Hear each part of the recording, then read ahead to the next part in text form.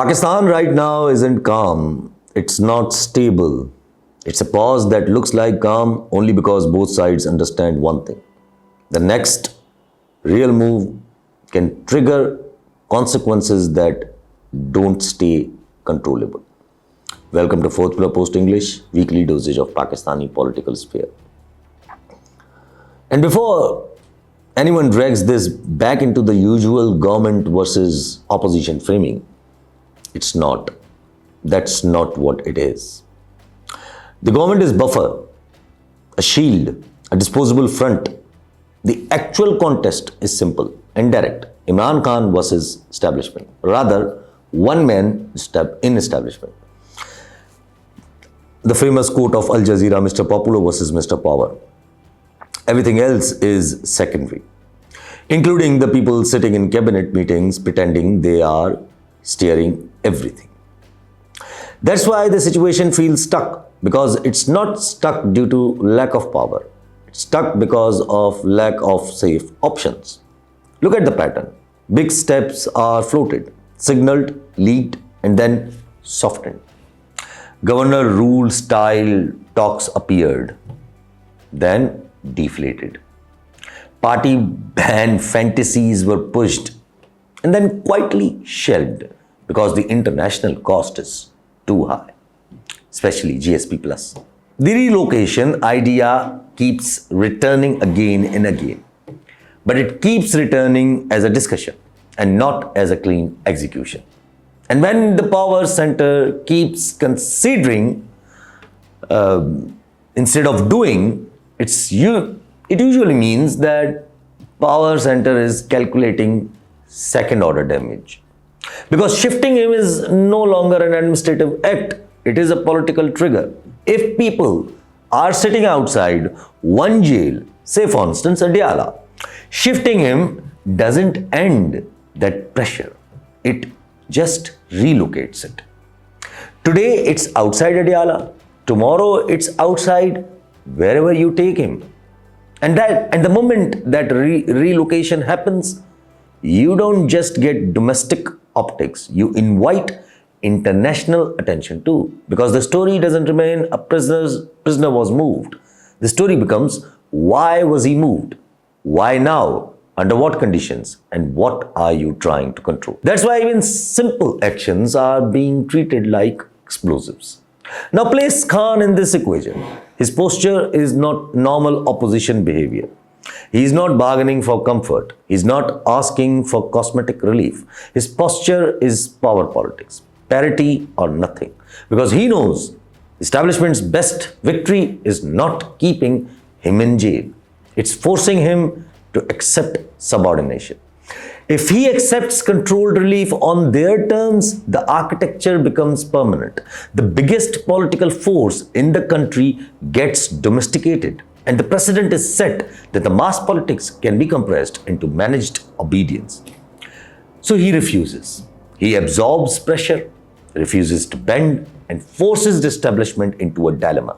You can keep him content, yes, but you cannot finish him without risking blowback that becomes bigger than the benefit. And this is where the deadlock becomes structured. Khan refuses subordination, establishment refuses parity. That's the only confusion, and that's a locked equation. So what becomes the establishment's primary tool? Not resolution, time buying. Time buying through excess control. Meetings become leverage. Time buying through legal stakings. Sentences on top of sentences. Even though he's already inside, he's already in jail. Time buying through narrative gating. Leak, deny, correct, confuse. Time buying through provocation. Tempt PTI into giving a new law and order cover. And you can literally see how the system tries to use legal timing as a political signaling. When alternative political pathways appear, such as TTAP or their conferences, when conferences try to create routes, the new routes for political settlement, when opposition coordination tries to look like momentum, the pressure spikes. Heavy sentences land at the most politically sensitive moments. Not because those sentences solve anything, he's already in jail, but because the point is to send a message. Don't build a political route. We'll close it because we just have ego. That's why those long sentences don't read like legal closures. They read like pressure management. And pressure management without a political exit becomes a treadmill. React and you give them justification. Don't react and they keep tightening anyway. Now overlay the hard state slogan everyone keeps chanting. This phrase is being sold like governance philosophy, but in practice, it is a cover for something else: centralization. The operational meaning is not mysterious. Centralization means reconfiguring leverage, federal dominance over provinces, constitutional engineering, and ultimately resource control. That's why the conversation keeps circling around the fiscal leverage, provincial autonomy, minerals, agriculture, and amendments appetite. It's not ideology, it's a bargaining power. But centralization in Pakistan is not a clean project. It immediately activates resistance and introduces the most dangerous constraint in this whole equation: small provinces, especially Sindh and KPK. Sindh, which is the very part of the equation in power center, and KPK is not just a political province right now. It's a security environment: terrorism pressure, deprivation narratives, detachment sentiment, and an ecosystem where coercive moves from the center don't stay just political. They can bleed into security instability that changes the establishment's risk calculus altogether. You can squeeze one leader in prisons, sure. If escalation spills into KPK's security environment, you lose predictability. And in power politics, losing predictability is when power starts to become expensive and fragile. And that's why the establishment keeps trying to engineer the perfect reaction. It needs an excuse that looks administrative, legal, and security based. Because raw political dominance is harder to sell domestically and far harder to carry internationally. And speaking of the international scenario, this is where people keep lying to themselves. International pressure is not a charity, it's a leverage, especially in terms of Khan. Now, notice how selectively external reports are used. When UN issues the reports that hit India or Afghanistan, it becomes celebration material for us. Proof that the world agrees with us.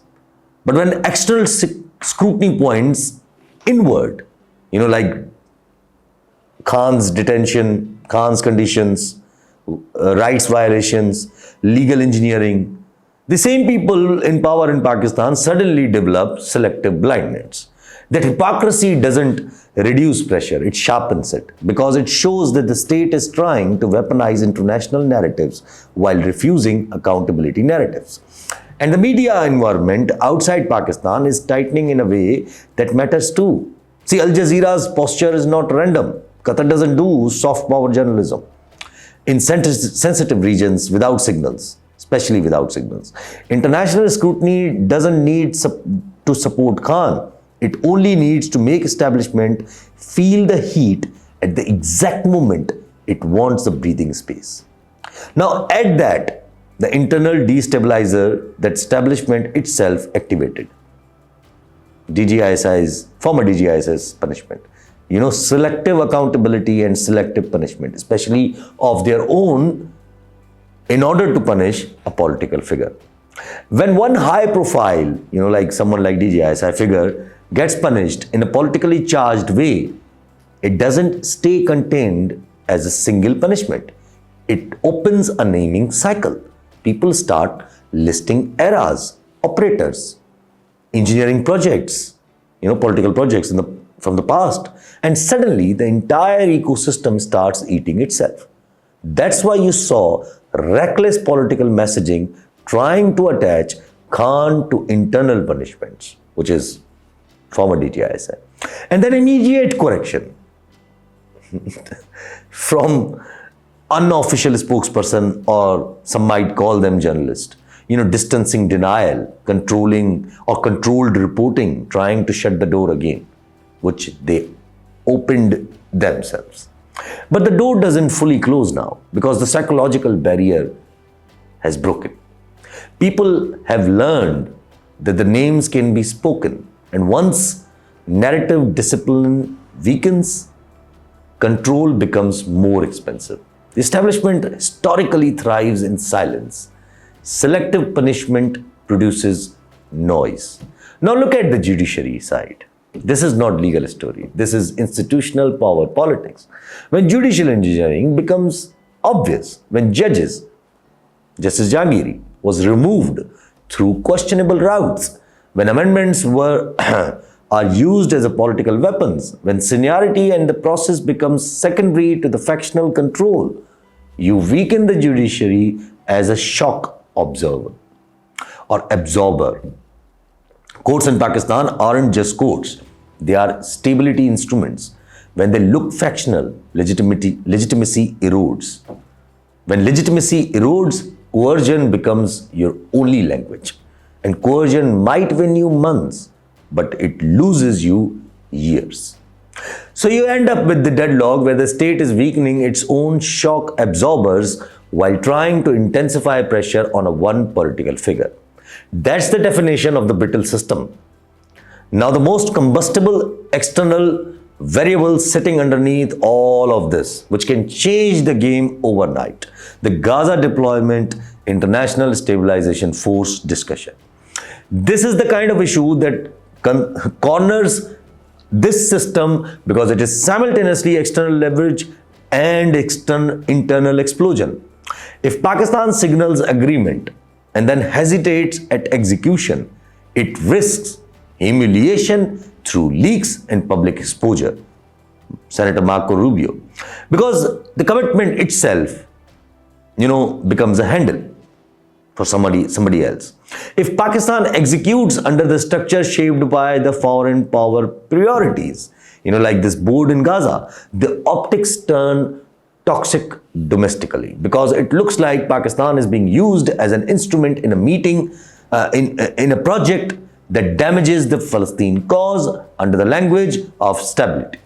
So you see the timing control, denials that cool the temperature without closing the file, no schedule, no plan, no meeting, but never a firm closure that ends the possibility. That's how power manages traps. Delay disclosures, manage narratives, and keep options open. And that's where the Khan's son visa angle also becomes a pressure tool. If visas are granted and they arrive, every movement becomes optics, every appearance becomes a rally, every visit becomes a diplomatic circus. If visas are blocked, you invite international criticism, but you reduce internal chaos. Either way, the establishment is forced into risk management because even small decisions can carry big political consequences now. So in this environment, the bridge rumors between Khan establishment start for one reason only. That's all I can see, giving the relief to Shamu and Qureshi. The establishment is looking for internal risk reduction, intermediaries, recycled leaderships, projects, selective reliefs. These are not meant to deliver final settlement. Mind you that. They are meant to buy time. They are meant to create confusion inside PTI and soften discipline. But they hit the same wall every time. Parity cannot be delivered by intermediaries. Only the establishment can deliver parity. And delivering it creates a precedent. Delivering a parity to the Khan will create a precedent that establishment does not want to create itself. So the end game narrows. And the real question or the real confusion is Pakistan is moving through a constrained deadlock where the establishment's tool is delay and calibrated pressure. And Khan's tool are endurance and refusal. The deadlock will not end through talk shows, slogans, or legal stackings of punishments. it ends in only two ways.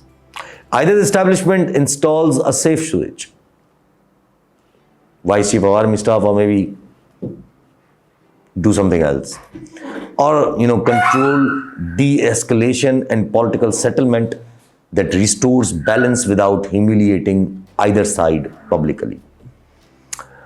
Or the system produces an accident, unfortunate, a miscalculation, a relocation that explodes optics, a sentencing that could move or that could trigger an uncontrollable reaction, a provincial spiral that merges political conflict with security instability, or an external commitment that ignites domestic blowback. And that's why this pause is dangerous. Not because nothing is happening, but because everything that is happening is tightening the system while reducing its ability to absorb shocks. This is not the stage where power disappears. This is the stage where power becomes brittle. And brittle power doesn't collapse when the opponent becomes brilliant. Brittle power collapses when it makes one wrong move and realizes too late that it cannot reverse the chain reaction.